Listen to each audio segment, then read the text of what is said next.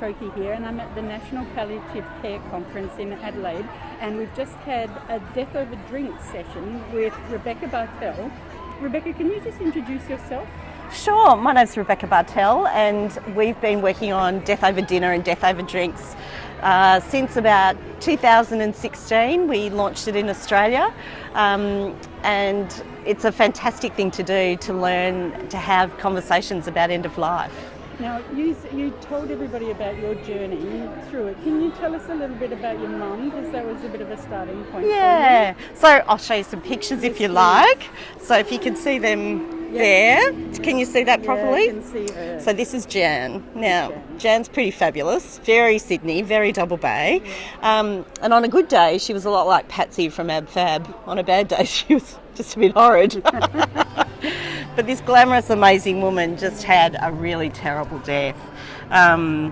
In Christmas in 2006, she was diagnosed with acute myeloid leukemia and really only had 3 months to live. But in that time, had way too many rounds of chemotherapy, a lot of futile medical treatment. She developed a superbug, and the good thing about a superbug is that you get your own room because no one wants to come near you. But ultimately it's just another complication. She was shuffled in and out of hospital, never offered any palliative care, never asked what she wanted, and really died a really textbook horrible death. And it really haunted me, and it sat with me for a really long time, and I just had to do something about it to make it different. Because I didn't say at the beginning, your health background was what? What did you bring to that personal experience? Well, I come from one of those medical families. There's GPs, there's professors of medicine. I've worked in a range of different healthcare organisations. I'm working in a health institute now. And so, I've been connected with health. And if people like me can't do it and make things better, then how do other people with no health experience? So you went on a bit of a journey, first of all with colleagues and that's in Australia, but then you sort of looked further abroad, yeah? Can you just run us through sure. that? So I was working for an organisation called the Australian Centre for Health Research, and we did kind of a deep dive on end-of-life care, and I really wanted to look at the evidence and evaluate a whole range of criteria. If we could make one intervention, what would it be? What would really be the difference? And that difference was ultimately, after looking at all the evidence, conversations. And when people have end-of-life conversations, they actually get much better care. They're more likely to die at home, not surrounded by doctors and machines. And their families don't suffer. There's no post-traumatic stress syndrome of not knowing what your loved one wanted before they died. And what's the logic of that? What does the conversation do? The conversation, well, you don't get what you want if you don't ask for it, is ultimately the thing. When it comes down to it, you can't die at home if you don't want to ask to die at home. Unfortunately now death's become so medicalised and so institutionalised that that's the default, and often many people are resuscitated or given futile treatments whether they want it or not, and it's just about being caught in the system, and it's doctors trying to do their best, but ultimately it's about people taking control of that. And if they want to die at home surrounded by their family, giving them the tools and the processes to have the conversation so they can have that with doctors and have that with their family and die on their own terms. So you then went on your journey overseas to see That's what right. there was. And That's what right. did you find? So yes, I realised that clearly the world is having conversations, so where in the world is that happening? And there's some fantastic work going on in the UK and in Scotland and Ireland. But when it came down to it, I found this amazing guy in the United States who was doing all this fantastic work on conversations out of the University of Washington. Who was he again? So Michael Hebb. So Google Michael Hebb, TED Med, and you'll see this extraordinary man pop up on your screen, and he's really quite captivating. And he founded a program called Death Over Dinner. And so we fell in love with Death Over Dinner and then brought it back to Australia and then set up a very Australianised version that's a bit more pragmatic than the American version. And in what way? What did you have to change? So some of the questions, Michael will laugh that I say this, but some of the Americans, the Californian attitude, it's a little less pragmatic than the Aussies are. Aussies kind of like to cut to the chase and have a sort of a rawer kind of question. So So you talked about that you're doing it. You're doing it in aged care homes. You're doing it in Indigenous communities. That's There's right. one on Late Line with a few celebrity That's deaf right. talkers. Yeah.